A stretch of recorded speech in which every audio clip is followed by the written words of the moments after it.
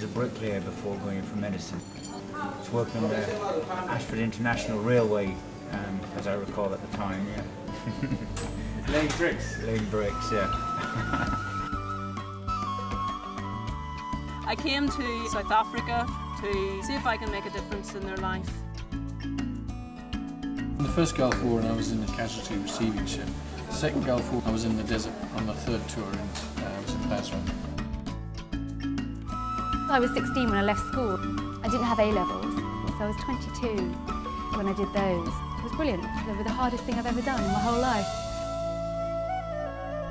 I guess I wanted to sort of capture the vision of what being a doctor was about when I started off. Every day is stressful, much more stressful than at home.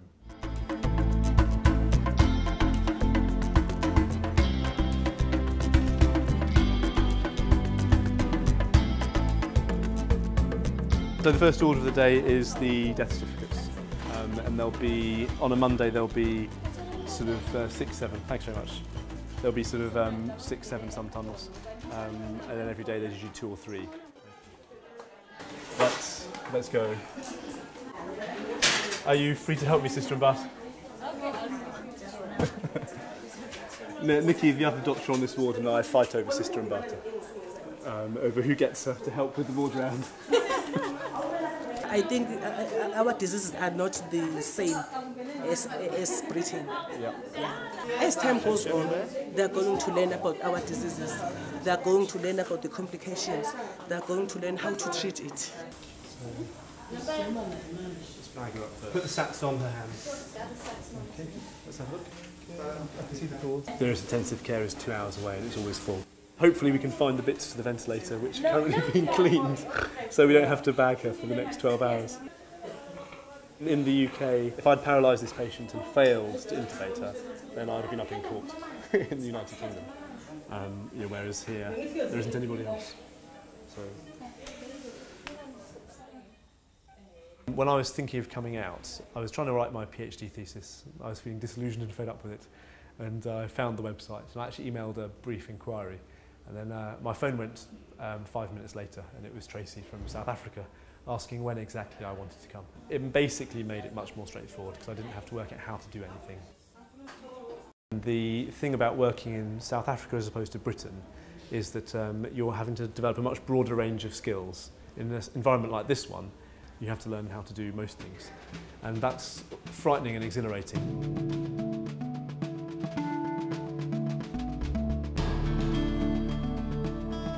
We've come out as a family, my husband and daughter.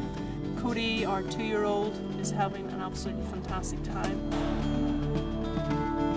I don't know any other way that you could manage to get here without the rural health initiatives input.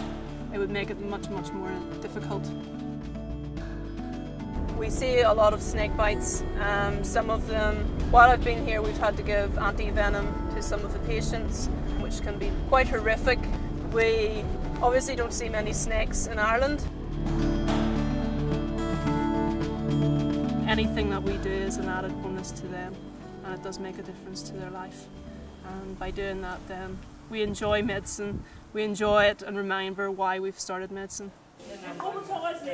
Most difficult part of working in this area are the dying children. We're seeing too many children dying.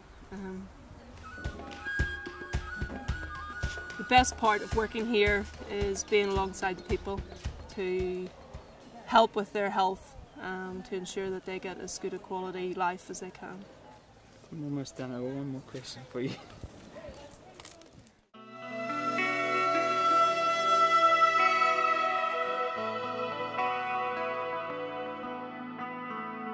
Sister, how many do you think come through here of an evening? About 100. About 100. Okay, about 100.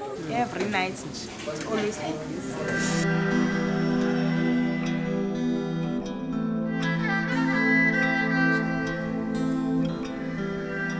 All these wards are basically just filled with people with HIV. They're all young, mostly are in their 20s, and they're all dying. Hemoglobin 4.9. She's got a severe anemia, and that really needs some blood. You get 2 weeks to walk and 2 weeks to do anything, and transfusion usually preps them up very, very quickly within a day or so. Okay. Okay, Cece.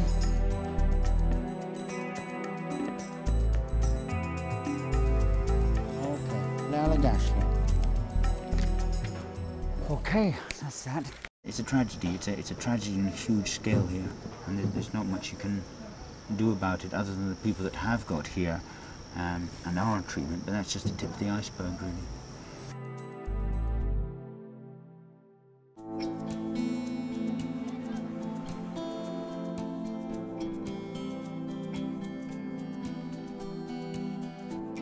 Gunshot there, gunshot there, gunshot there, and one already in theatre behind you.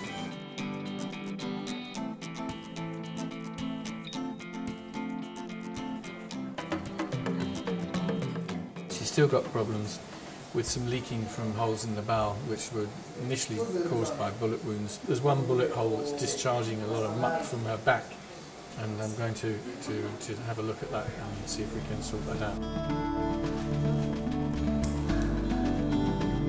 South Africa is sick and violent, but it's not incurable. I'm a trauma nut, that's why I'm here. The element of excitement and a little bit of danger is actually quite appealing. It makes me feel alive. It makes me feel that every day matters and doing what you do counts.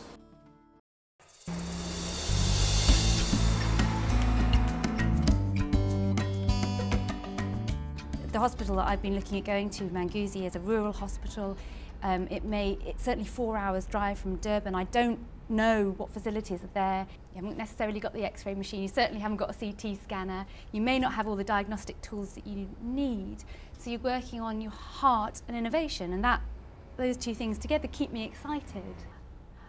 So you're weighing up your nice cosy life in England with your nice cosy training year on year on year, compared to kind of getting out there and maybe kind of just having something unexpectedly rich and surprising.